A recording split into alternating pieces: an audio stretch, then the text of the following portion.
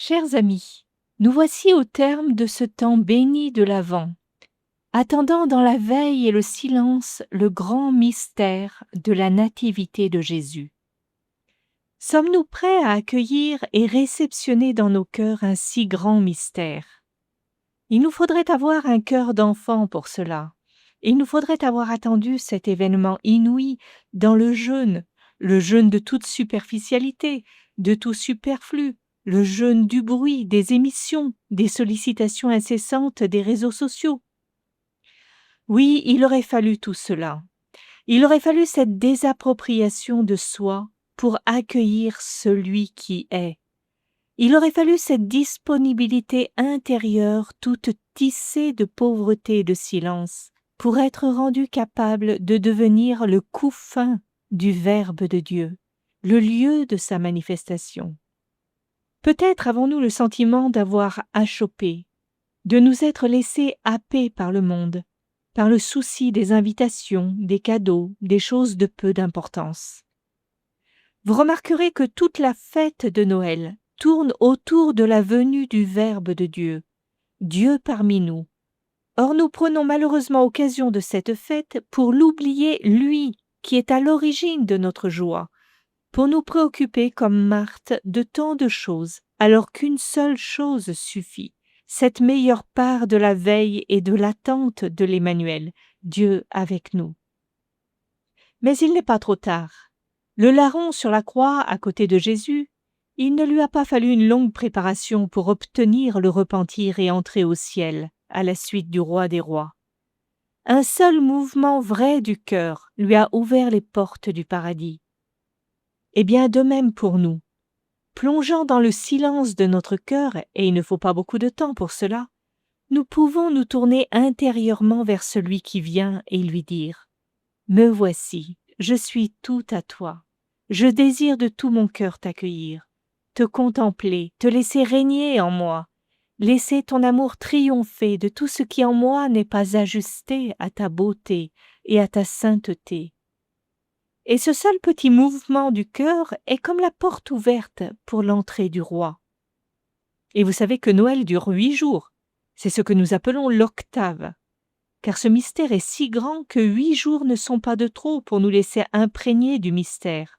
Le plus beau mystère de l'histoire des hommes, le plus beau mystère de la création, où Dieu prend chair humaine, où Dieu devient l'un de nous dans une proximité si grande, dans une intimité si profonde, jusqu'à devenir homme comme nous, pour que nous puissions devenir Dieu comme lui, en son Fils et par sa grâce.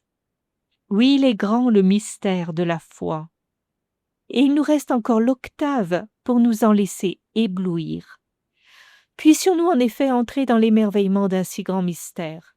Gardons-nous de l'habitude, ne soyons pas des chrétiens habitués, car nous risquerions de devenir bientôt des chrétiens blasés, inconscients du trésor que nous recevons et portons dans nos vases d'argile. Ce grand mystère de la nativité de Dieu sur la terre s'est préparé dans le silence de la Vierge, toute recueillie en elle-même, dans le silence de Saint Joseph, protecteur du mystère. Et il fallait ce silence comme berceau de la parole, l'éternelle parole du Père, le Verbe incarné. Tous les grands mystères se préparent dans le silence. Or celui-ci est le mystère des mystères, le mystère le plus sacré qui se soit passé dans le monde, et donc il a été enveloppé de silence et d'obscurité, non pas une obscurité ténébreuse, mais une obscurité par excès de lumière.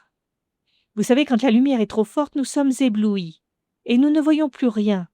Eh bien, dans ce mystère de la nativité du Christ, il y a une obscurité, un voile, le voile de la chair qui cache celui qui est la lumière du monde, Dieu né de Dieu.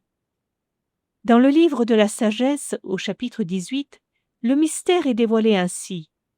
Alors qu'un silence paisible enveloppait toute chose, et que la nuit parvenait au milieu de sa course, du haut des cieux, ta parole toute puissante s'élança du trône royal.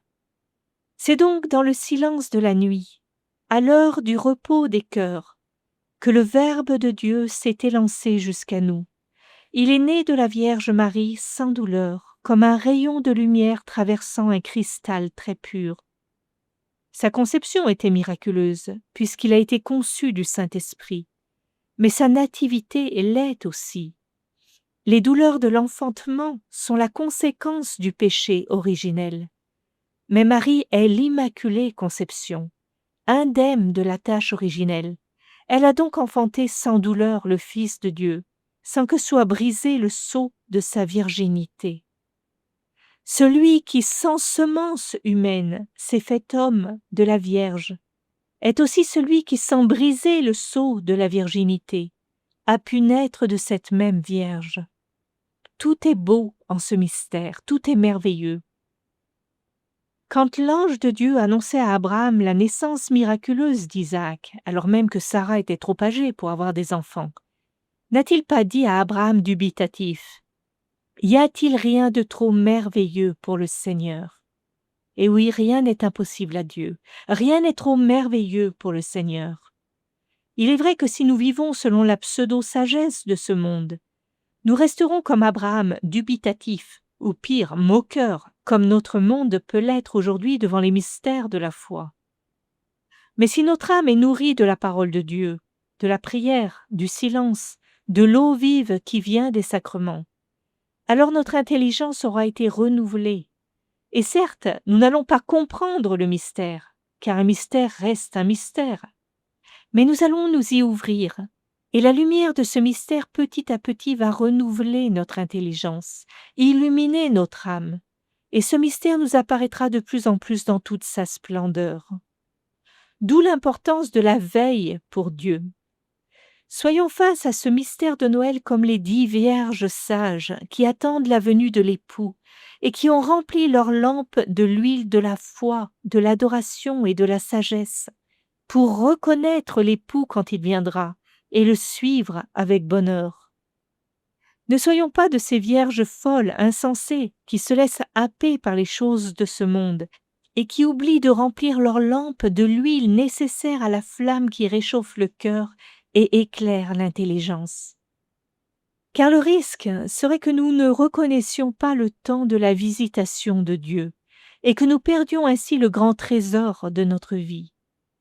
Souvenez-vous de cet épisode où Jésus, approchant de Jérusalem, pleura sur elle en disant : « Ah, si en ce jour tu avais compris toi aussi le message de paix ! Mais non, il est demeuré caché à tes yeux.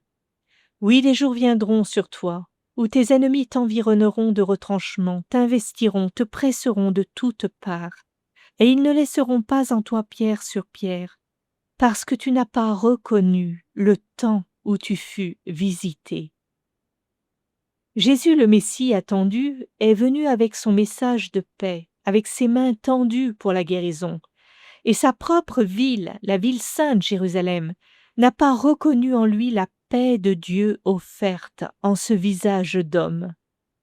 Cela a été caché à ses yeux, parce qu'elle a détourné son regard de ce que Dieu lui donnait à voir, et elle a manqué le moment favorable qu'elle espérait depuis des siècles.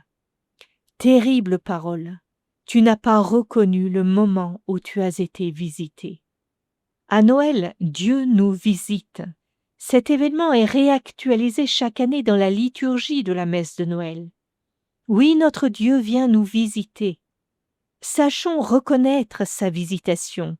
Il espère notre accueil, il espère notre amour, notre gratitude, notre joie. Nous pourrions manquer ce rendez-vous comme les invités des noces du roi. Vous vous souvenez, dans les évangiles, le roi envoie ses serviteurs inviter tous les hommes pour les noces de son fils. Mais l'un dit « je dois me marier, je ne peux pas venir », l'autre dit « je dois aller à mon commerce », l'autre encore « il faut que je laboure mes champs ». Et l'époux se retrouverait seul si son père n'avait envoyé de nouveau ses serviteurs pour inviter les plus pauvres, ceux qui n'ont rien à faire, ceux qui n'ont rien à perdre, ceux qui accueillent le don comme un don précisément. Et quel est donc ce don inouï, ce cadeau que Dieu veut nous faire à chaque Noël ? Le prophète Isaïe l'évoque au chapitre 7 de son livre. « Le Seigneur lui-même vous donnera un signe. Voici la Vierge est enceinte. Elle va enfanter un fils, et elle lui donnera le nom d'Emmanuel. Voici donc le don de Dieu, l'Emmanuel, c'est-à-dire Dieu avec nous. Or, ce nom mystique contient aussi celui de Sauveur. Pourquoi? Parce qu'être sauveur, c'est ôter les péchés. Mais les péchés étant enlevés, il n'y a donc plus de séparation entre Dieu et nous. Et alors que reste-t-il sinon d'être unis à Dieu et que Dieu soit avec nous parfaitement? Il fallait que le Fils de Dieu opère la rédemption et donc qu'il soit le Dieu qui sauve, Jésus, avant de pouvoir être pleinement le Dieu avec nous, c'est-à-dire Emmanuel. D'ailleurs, quand nous lisons l'Apocalypse, Saint Jean nous décrit la Jérusalem de gloire. Et que dit-il? Il dit « Je vis la cité sainte, Jérusalem nouvelle, qui descendait du ciel de chez Dieu. J'entendis alors une voix clamer du trône. Voici la demeure de Dieu avec les hommes. Il aura sa demeure avec eux. Ils seront son peuple, et lui, Dieu avec eux, sera leur Dieu. » Voyez, au temps de la plénitude de la victoire du Christ, il ne sera plus question de rédemption, de salut. Il n'y aura plus que la multitude des élus avec Dieu et Dieu avec son peuple. Quand Saint Jean nous dit « Dieu avec eux sera leur Dieu », que nous dit-il sinon qu'Emmanuel, Dieu avec eux, c'est le même nom, sera leur Dieu. C'est le mystère de la communion entre Dieu et les hommes qui sera enfin parfaitement réalisé. Et cette promesse, elle est donnée par Isaïe des siècles auparavant. Elle se manifeste en Jésus, qui est bien le Dieu avec nous, mais qui doit d'abord être le Dieu sauveur qui opère la rédemption du genre humain. Et c'est pourquoi il a d'abord été appelé Jésus durant son temps sur la terre. Dans sa deuxième lettre aux Corinthiens, saint Paul évoquait ce mystère lorsqu'il disait « C'était Dieu qui, dans le Christ, se réconciliait le monde, ne tenant plus compte des fautes des hommes. Dieu, en effaçant les péchés des hommes, faisait d'eux des saints par le don de son esprit, et ainsi ils pouvaient être de nouveau avec eux, parce qu'ils étaient désormais sans péché. Dieu s'est montré donc proche de son peuple en lui ôtant les péchés, mais il est encore avec eux en les empêchant d'en commettre de nouveaux. Quand nous disons que Dieu est avec nous, cela veut dire que Dieu nous protège. Dieu nous aide, il nous accorde un secours si puissant que nos ennemis ne prévaudront pas contre nous. Certes, ils combattront contre nous, mais ils ne prévaudront pas. Pourquoi? Parce que Dieu nous a envoyé l'Emmanuel, Dieu avec nous. N'est-ce pas justement ce que confirme Jésus quand il dit à ses apôtres au moment où il va quitter ce monde?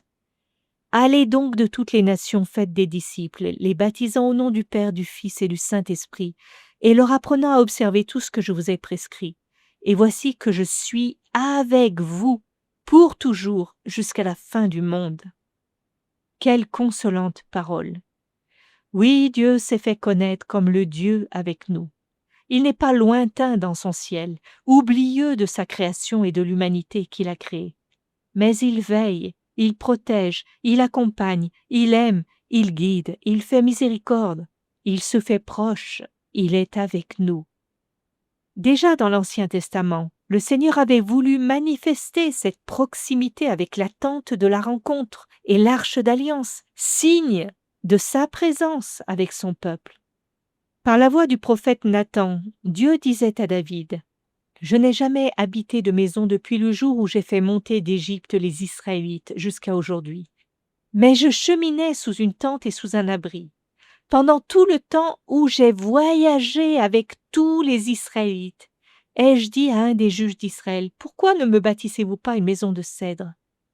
Dieu dit donc lui-même, « Pendant tout le temps où j'ai voyagé avec tous les Israélites. » Il était déjà le Dieu avec nous, cheminant avec son peuple. Et juste après, le prophète Nathan est envoyé dire à David cette parole « J'ai été avec toi partout où tu allais. » Le Seigneur était avec son peuple et le Seigneur était avec le roi David, comme il est aujourd'hui avec nous qui avons reçu le baptême et qui sommes le peuple de Dieu. Est-ce là la plus grande bonté de notre Emmanuel? Non, car il nous en réserve une encore plus magnifique. Certes, il sera avec nous dans l'éternité, mais surtout, comme nous le dit saint Paul, Dieu sera tout en tous. Merveilleuse communion d'amour qui commence déjà aujourd'hui par l'accueil de la venue de l'Emmanuel en nos cœurs, la venue de son règne en nos âmes et dans l'Église. Le grand Bossuet s'exclamait dans l'attente de Noël: « Ô Jésus, ô Emmanuel, ô Sauveur, ô Dieu avec nous, ô vainqueur du péché, ô lien de la divine union. J'attends avec foi ce bienheureux jour où vous recevrez pour moi le nom de Jésus, où vous serez mon Emmanuel, toujours avec moi, parmi tant de tentations et de périls. Prévenez-moi de votre grâce, unissez-moi à vous, et que tout ce qui est en moi soit soumis à vos volontés. » Et où va nous être donné l'Emmanuel? Dans la cité sainte à Jérusalem? Dans un palais royal? Non, mais dans le silence et la retraite d'une étable, dans la pauvreté d'une crèche. Le roi des rois et le seigneur des seigneurs a choisi lui-même sa demeure. S'il était venu dans un palais ou dans le temple de la cité sainte, il ne se serait pas fait proche de nous. Or, depuis le commencement, il voulait être le Dieu avec nous, et donc proche des petits, des pauvres, de tout un chacun. Il a pris le risque de n'être pas accueilli en venant dans l'humilité, en se présentant au monde comme le fils du charpentier. Oui, le trésor est bien caché. Il deviendrait à l'idée de personne de le chercher dans une grotte étable, au milieu des champs, entouré d'un âne et d'un bœuf. C'était en fait l'unique berceau convenable pour l'Emmanuel, Dieu avec nous. Les siens ne l'ont pas reçu. Il ne s'est pas trouvé de place pour lui à l'hôtellerie, puisque la foule et les riches de la terre avaient rempli les hôtelleries.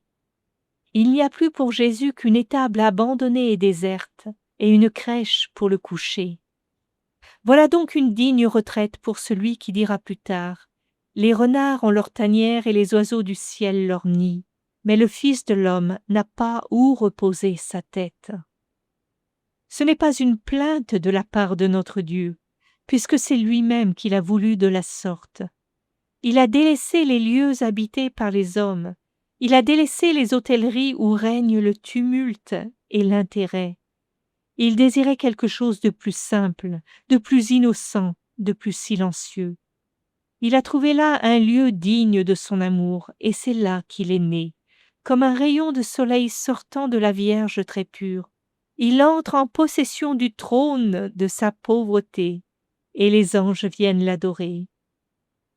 Mais devant le mystère, Marie, sa mère, et Joseph, son père d'adoption, l'adorent aussi, puisqu'ils reconnaissent en lui l'Emmanuel promis, le Fils né de la Vierge, prophétisé par Isaïe, le Dieu avec nous. Mes amis, en cette nuit sainte, nous sommes à la crèche, devant la première chapelle d'adoration. Une adoration du ciel et de la terre, puisque les hommes adorent leur Dieu et Seigneur sous les traits d'un petit enfant, et que les anges aussi sont là qui adorent leur Dieu et Créateur, et les bergers viennent aussi, en procession jusqu'à la chapelle d'adoration. Ils sont les veilleurs dans le silence de la nuit, ceux qui scrutent les étoiles, et c'est à eux que Dieu a envoyé ses messagers, les anges, pour les avertir de la bonne nouvelle de la venue de l'Emmanuel, ce Dieu avec eux, parmi eux. Le Seigneur de gloire se révèle à ceux qui veillent dans la nuit, dans l'humilité, dans le silence, dans la confiance, dans l'abandon à Dieu. Et les voilà escortés par les anges, nos bergers, processionnant vers le pain de vie, venant s'agenouiller dans cette première chapelle d'adoration devant l'Emmanuel. Sainte Thérèse de l'Enfant Jésus disait: « Je ne puis craindre un Dieu qui s'est fait pour moi si petit. Je l'aime, car il n'est qu'amour et miséricorde. » Thérèse, on peut la comparer à ces Anaouines, ces pauvres du Seigneur, ces bergers, qui le cœur plein d'amour et de gratitude reconnaissent en l'Emmanuel la présence d'amour d'un Dieu si tendre et qui veut se faire si proche. Ce Dieu avec nous, et pas seulement avec nous d'ailleurs, mais pour nous, car il est notre paraclet, notre avocat. Il vient prendre notre défense contre tout ce qui nous défigure, tout ce qui nous ligote, contre Satan lui-même qui veut notre perte. Les anges dans le ciel ont d'ailleurs annoncé la paix. Gloire à Dieu au plus haut des cieux, et sur la terre, paix aux hommes, objet de sa complaisance. Par la venue du Verbe en la chair, la réconciliation des hommes avec Dieu a commencé. Et c'est cette réconciliation qui apporte la vraie paix, qui n'est pas seulement absence de tension, d'antagonisme, mais plénitude, complaisance d'amour. De même que le Père au baptême de son Fils fait entendre sa voix, « Tu es mon Fils bien-aimé, en qui j'ai mis toute ma complaisance. » De même les anges annoncent aux hommes la complaisance du Père en tous ses fils d'adoption. Cette paix, elle est triple. Paix de l'homme avec Dieu, paix des hommes entre eux, et paix de l'homme avec lui-même, par le concours de tous ses désirs à vouloir ce que Dieu veut. Voilà donc la paix que les anges chantent et annoncent à tout l'univers. Et cette paix glorifie Dieu. Elle glorifie sa bonté, sa miséricorde, puisque c'est sa bienveillance, sa complaisance d'amour pour les hommes qui se manifeste. On a longtemps traduit ce passage des évangiles comme suit: « Paix sur la terre aux hommes de bonne volonté ». Mais le sens littéral serait plutôt de dire « bonne volonté du côté de Dieu dans les hommes ». Autrement dit, c'est d'abord Dieu qui nous veut du bien et qui nous fait devenir bons par sa bonté versée en nos cœurs. Le premier effet de la bonne volonté que Dieu a pour nous est de nous inspirer une bonne volonté envers lui. La bonne volonté étant celle qui est conforme à la volonté de Dieu. Et ainsi la paix est annoncée et donnée aux hommes chéris par Dieu. Nous ne nous rendons pas assez compte de cette effusion de bénédiction, de grâce, de miséricorde qui jaillit de ce Dieu avec nous, enveloppé de l'ange. Écoutons la voix des anges et comprenons ce qu'ils nous disent. Je vous annonce une grande joie qui sera celle de tout le peuple. Aujourd'hui, un Sauveur vous est né qui est le Christ Seigneur. Je vous annonce. Littéralement, cela signifie « je vous évangélise ». Je vous apporte la bonne nouvelle qui sera le sujet d'une grande joie, celle de la naissance du Sauveur du monde. La première évangélisation, une évangélisation angélique, s'adresse donc non pas aux docteurs de la loi qui disent mais ne font pas, aux scribes et aux pharisiens qui ferment aux hommes le royaume des cieux, mais à ces humbles bergers qui veillent, qui gardent leurs troupeaux dans la nuit de ce monde. Ils sont les figures des vrais pasteurs qui veillent pour la sauvegarde de leurs brebis. Le pape François ne disait-il pas que les prêtres, les pasteurs d'âmes, doivent avoir sur eux l'odeur des brebis? Dieu se veut proche des petits et des humbles, avons-nous déjà dit, puisqu'il se veut Dieu avec nous. Et saint Paul, qui a beau être pharisien, fils de pharisien, mais dont l'orgueil a été brisé dans l'apparition qu'il a eue du Christ sur le chemin de Damas, a compris le message du Christ, et ainsi il constate lui aussi dans sa première lettre aux Corinthiens. Ce qu'il y a de fou dans le monde, voilà ce que Dieu a choisi pour confondre les sages. Ce qu'il y a de faible dans le monde, voilà ce que Dieu a choisi pour confondre ce qui est fort.